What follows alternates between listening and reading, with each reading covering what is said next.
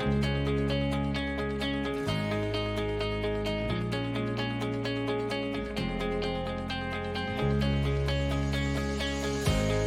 there! Ang saya-saya dito. Nandito tayo sa Glasgow, Scotland. Barrio Fiesta, dami-dami, libo-libo ang tao. Pero we have two nurses sa katabi ko.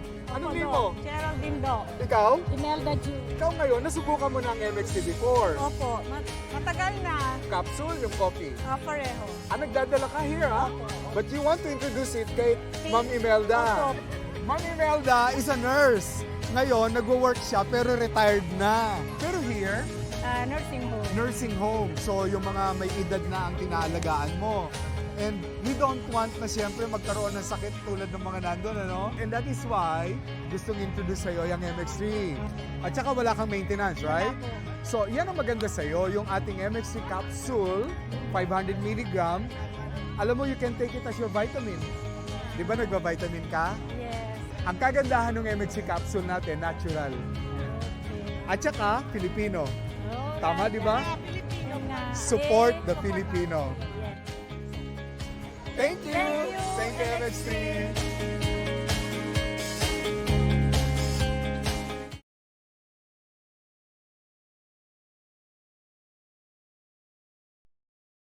Lihim ng liham.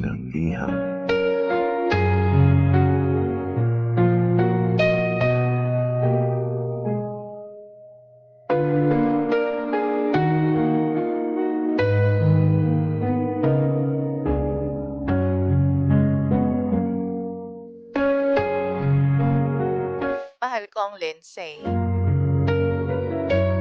Tawagin niyo na lamang po ako sa pangalang Camille.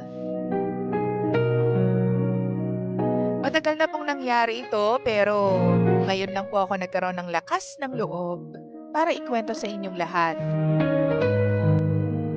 Pasensya na po, medyo mahaba po ito. But please, bear with me.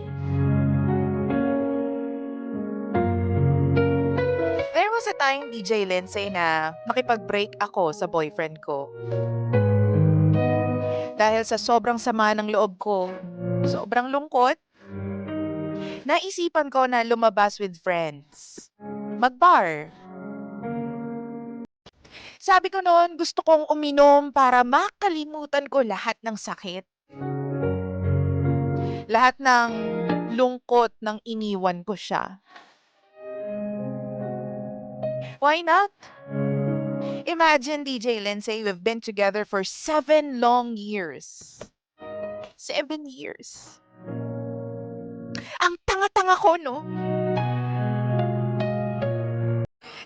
Napakasimple lang naman ng paghihiwalay namin. Sinabi ko sa kanya lahat ng problema ko sa kanya, which is dapat hindi naman big deal. Tapos, sinubukan ko kung papayag ba siyang maghiwalay kami. Subok lang yun, ah. Pero nagulat ako, DJ Lindsay, nung pumayag siya. Agad-agad. Ang sabi niya pa sa akin, sige, nire-respeto ko yung desisyon mo. Nasaktan ako eh. Kaya pinabayaan ko. Pero ang totoo, DJ Lindsay, sobrang pinagsisihan ko yung ginawa ko. Kasi okay naman kami. Wala naman kaming problema. And now, eto ako. Getting lost with my broken heart. Alam mo yung ginawa ko dun sa bar? Uminom ako ng beer. Kasama ko lahat ng mga kaibigan ko para lang malasing ako ng sobra. Sumayaw ako, kumanta ako, nakipag-meet kung kani-kanino. Tapos sumayaw ulit, kumanta ulit, uminom ulit. Grabe. Feeling ko nung gabi na yon, nawawala ako.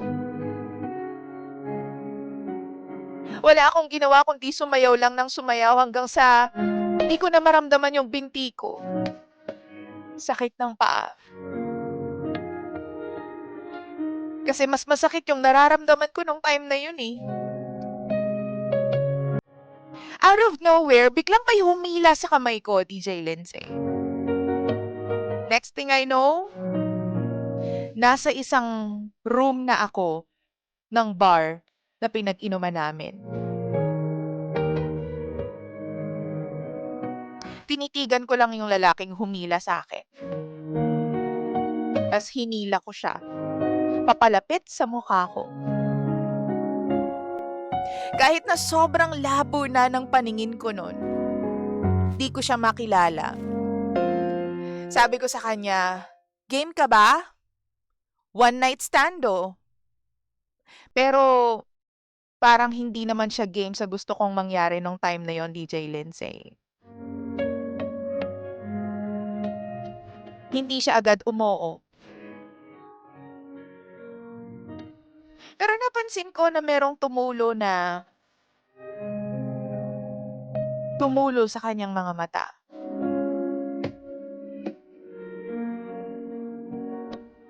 Sabi ko, naiiyak ka ba? Pangit naman ang trip mo. Pero tinanong niya rin ako. Sabi niya sa akin, bakit? Bakit one night stand? Sabi ko nga sa inyo, DJ Lindsay, ang labo na ng paningin ko.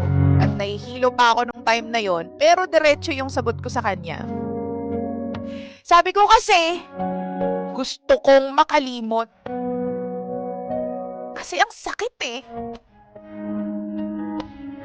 So kahit ayaw niya pa akong hawakan nung time na yon, ako na yung naghubad.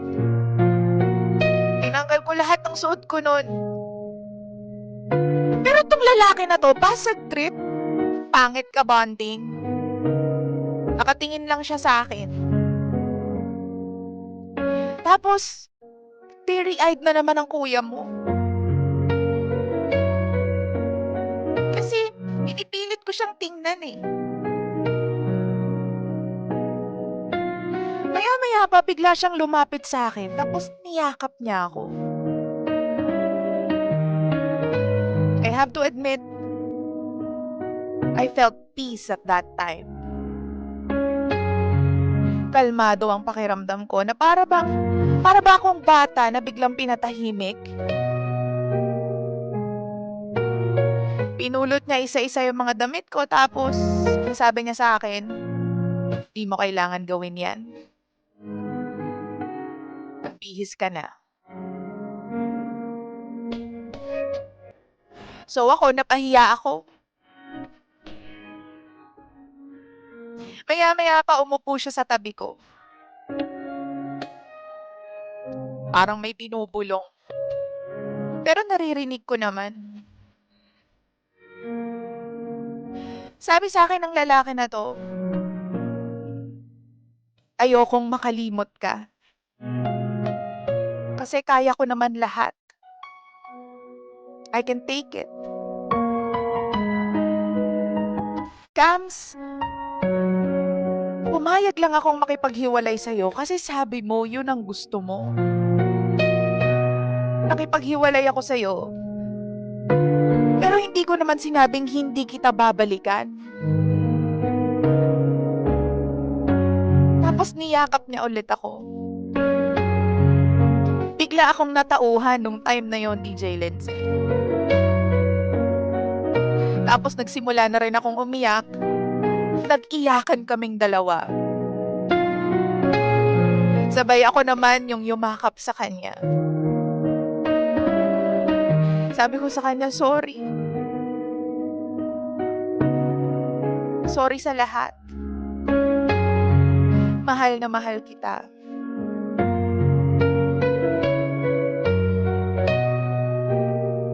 Eto kami ngayon.